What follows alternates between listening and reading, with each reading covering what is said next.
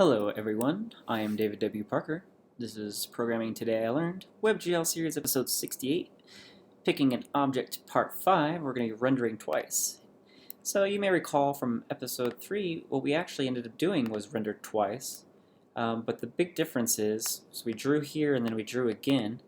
The main difference is we had this state of UI mouse clicked, which set the uClicked variable uniform in the draw function right here, which was passed to the vertex shader here, and then we did a little bit of logic to draw the selection color attribute instead of the regular color attribute to the varying, which gets displayed to the fragment shader, which is finally output in the glfrag color. So that's nice and all, but in my personal opinion, I try to avoid logic within my shaders. Obviously that's not always possible, and there's a lot of times where logic makes sense, but things like this I don't really like to see in my shaders, so I generally like to pull that out into the JavaScript. And so we're going to be doing the same kind of logic, we're going to be moving it out to the JavaScript.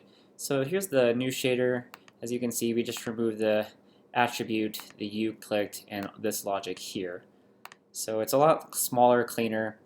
So let's go ahead and take a look at what we've got here, though, to make this happen.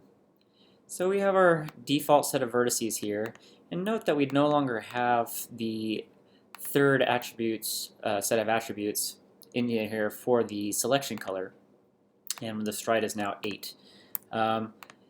We do have this second set of default attributes for selection. When you get into objects, this will be a lot cleaner, but for now we just have these two different arrays, one for vertexes and one for the selection. So this is, again, for the selection values, these are all 1s, and for the display, they're going to be a bunch of different colors. So as we scroll down here, everything is pretty much the same. We're still setting the initial default state. We can actually ignore this now, but just left that in for laziness' sake.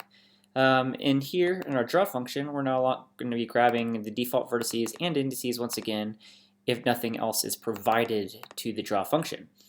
However, if something else is provided, we're going to use that, and we're going to grab our init vertex buffers once again. So this is added back after having been gone for a couple episodes.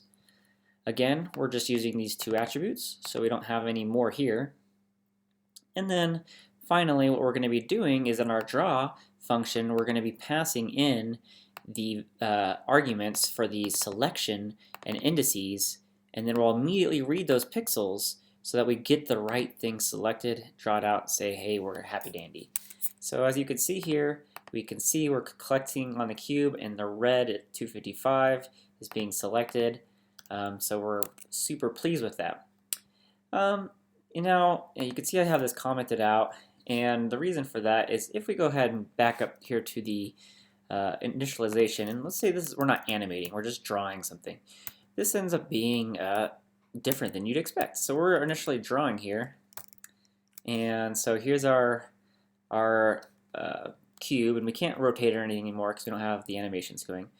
But now as we click, boom, we could see we immediately redrew the cube in red. And so what we're ultimately doing here by having this draw here and the second draw as necessary, if we go ahead and refresh again, if we click, we can now see we have the right cube selection. So, and it's still saying drawn as the permanent color. So that's kind of given to you for free with the animate state. That being said, it's still probably nice to go ahead and redraw again afterward to clarify your intent, that you're using the selections for this time of drawing, and then you're going back to the actual next time. And doing multiple passes and multiple drawing is very common in any kind of game and other type of graphic applications. So that's it for this episode. If you like what you saw, go ahead and subscribe, share this video, like it, follow me on ProgrammingTIL.com and sign up for my newsletter, as well as finding me on Twitter. And that's it for this one. Hope you all have a great one. Talk to you later.